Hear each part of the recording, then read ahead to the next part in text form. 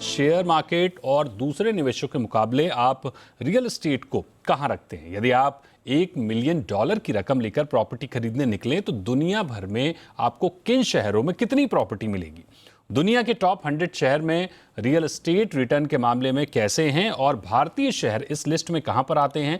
दुनिया भर में UHNWIs यानी अल्ट्रा हाई नेटवर्थ इनकम वाले लोगों में निवेश को लेकर कैसा ट्रेंड है? जाहिर है अगर आप रियल एस्टेट में निवेश को देख रहे हैं, निवेश के तौर पर इसको देख रहे हैं, तो आपके जहन में ये सभी सवाल आते होंगे।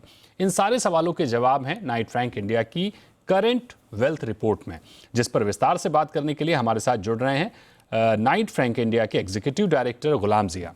गुलाम सर, बहुत बहुत स्वागत है आपका जी बिजनेस पर। मेरा पहला सवाल आपसे ये होगा कि आपकी रिपोर्ट के मुताबिक भारत में 11% सालाना दर से अरबपति बढ़ रहे हैं। इस ग्रोथ के लिहाज से भारत तीसरे पायदान पर है। निवेश को लेकर इन अरबपतियों में कैसा ट्रेंड देखने को मिल रहा है?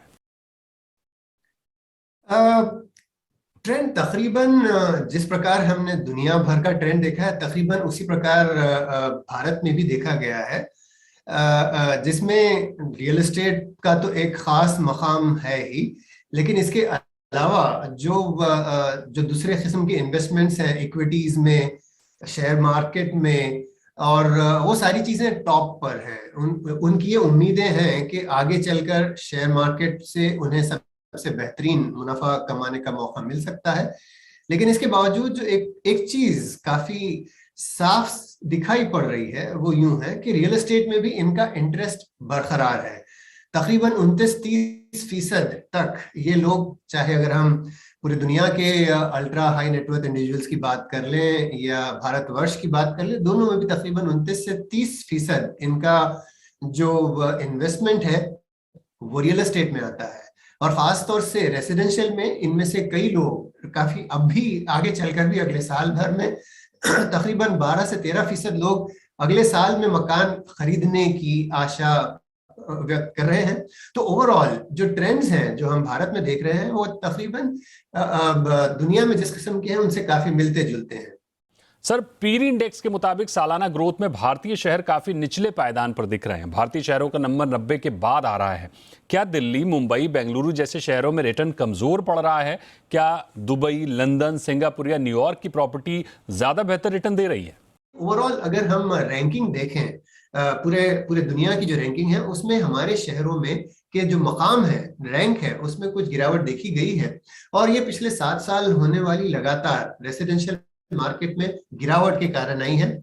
और दूसरी तरफ ग्लोबल, चाहे वो दुबई हो या यूरोप के कुछ एक मार्केट्स हैं या अमेरिकाज हैं, यहाँ पर पिछले चंद सालों में काफी, पिछले 2-3 साल खास तौर से काफी तेजी दिखाई दी है। हालांकि इंडिया में भी कोविड के दूसरी लहर के दौरान रियल एस्टेट मार्केट खासतौर से रेसिडेंशियल उभरता हुआ दिखाई दिया है, लेकिन अब भी प्राइजेस में बढ़ोतरी नहीं दिख रही है। तो यही एक कारण है कि जिसके कारण जब दूसरे शहरों में जो प्राइजेस उभरे हैं, ऊपर गए हैं, इंडिया के, भारत के शहरों में वही सेम ट्रेंड देखने को नहीं मिला है, इसलिए रैंकिंग गिरी है। और मुंबई जो 17वें नंबर पर है, उसके अलावा सारे दूसरे शहर, चाहे आप दिल्ली की बात कर लें या बेंगलुरु की बात कर लें, ये हमेशा से बहुत अफोर्डेबल रहे हैं, लेकिन इसके बावजूद पिछले चंद साल के जो परफॉर्मेंस की वजह से इनकी रैंकिंग में गिरावट आई है। गुलाम साहब, अरबपतियों की पोर्टफोलियो में प्रॉपर्टी इन्वेस्टमेंट दूसरे वर्टिकल्स के मुकाबले कैसा रहा है? जैसा कि 29% रिपोर्ट में है, लेकिन रेजिडेंशियल और कमर्शियल प्रॉपर्टी में इसका अनुपात क्या है? कमर्शियल प्रॉपर्टी में 2 तरह के ट्रेंड दिखाई दिए हैं। एक तरफ तो डायरेक्ट कमर्शियल प्रॉपर्टीज खरीद ली जाती है, जहां पर ये UHNIs कुछ प्रॉपर्टीज अपने नाम से खरीद लेते हैं। और दूसरी तरफ जो पिछले 3-1 साल में रीट्स का नया चलन शुरू हुआ है, रियल एस्टेट इन्वेस्टमेंट ट्रस्ट, उन इन्वेस्टमेंट ट्रस्ट में पैसा डालना। तो इस तरह से कमर्शियल प्रॉपर्टीज में ये 2 ऑप्शंस किसी भी निवेशक के सामने आते हैं। और इस चीज को काफी बेहतर तरीके से UHNI के पोर्टफोलियो में देखा गया है। और जहां तक सवाल है रेसिडेंशियल का, रेसिडेंशियल में बस या तो आप अपने जाती इस्तेमाल के लिए मकान खरीदोगे या एक सेकंड होम के तौर पर या एक वेकेशन होम के तौर पर मकान खरीदा जाता है। पर इन मकानों से, खास तौर से रेसिडेंशियल प्रॉपर्टीज से, किसी को कोई इन्वेस्टमेंट के हिसाब से कोई बड़ी उम्मीदें नहीं होती, क्योंकि यहाँ तो पिछले, जैसे मैंने बताया, ना तो प्राइजेस में बढ़ोतरी होती है और ना ही रेंटल वैल्यूज इसकी कुछ बहुत ज्यादा ऊपर जा रही है, रेंटल रिटर्न कुछ बहुत ज्यादा हेल्दी नहीं है, 2% 2.5% के आसपास रेंटल रिटर्न। तो ओवरऑल इन्वेस्टमेंट के तौर पर रेसिडेंशियल प्रॉपर्टी में इतना ज्यादा रुझान नहीं पाया गया है जिस कदर कमर्शियल प्रॉपर्टीज में पाया गया है।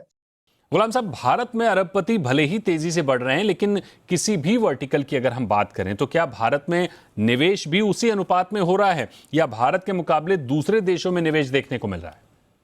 पहली चीज तो ये है कि खास तौर से जो पिछले वक्तों में जो उभार दिखा गया है यूएचएनआईज में, अरबपतियों में, ये सबसे ज्यादा टेक्नोलॉजी सेक्टर में से आए हुए दिख रहे हैं। और आपने भी देखा होगा कि पिछले चंद महीनों में जो यूनिकॉर्न्स का एक नया चलन शुरू हुआ है, जहां पर स्टार्टअप्स ने बड़ा शेप लेके यूनिकॉर्न्स का रूप धारण किया है, उस तरह की कंपनियों के जितने प्रमोटर्स या उनके जो फाउंडर्स हैं, वो इस नए क्लब में, जिसे हम अरबपति क्लब कहते हैं, बिलियनर्स क्लब कहते हैं, उसमें इनका दाखिला हुआ है। और ये इंडिया और भारत और बाहर हर जगह पर प्रॉपर्टी खरीद रहे हैं, क्योंकि इनमें से काफी लोग ड्यूअल सिटीजनशिप के लिए भी बेकरार हैं। दूसरे शहरों में, दूसरे जो इम्पोर्टेंट लोकेशंस हैं, चाहे वो लंदन हो या दुबई हो या सिंगापुर हो, इन शहरों में काफी रुझान दिखाई दिया गया है। तो एक कारोबारी ताल्लुक से भी, जहां पर उनके बेसिक इंटरेस्ट, उनका कमर्शियल इंटरेस्ट चाहे भारत में हो, लेकिन चूंकि उनके इन्वेस्टर्स इन सारे मुल्कों से आते हैं, चूंकि उनमें जो कैपिटल उनकी कंपनीज में लग रहा है ये पूरे दुनिया से आ रहा है, तो अपने इन्वेस्टर्स से टच में रहने के लिए इन लोगों को दूसरे मकानों की भी उमूमन गर्ज होती है, चाहे वो लंदन, जो कि टॉप एक्सपेक्टेशन, टॉप प्रायोरिटी पाया जाता है भारतीयों में, उसके अलावा मिडिल ईस्ट में दुबई है, सिंगापुर है। तो इस तरह के कुछ एक मकामात है जहां पर ये नए जो करोड़पति हैं, इनको ऐसे मकामात पर मकान खरीदने में काफी इंटरेस्ट पाया जा रहा है।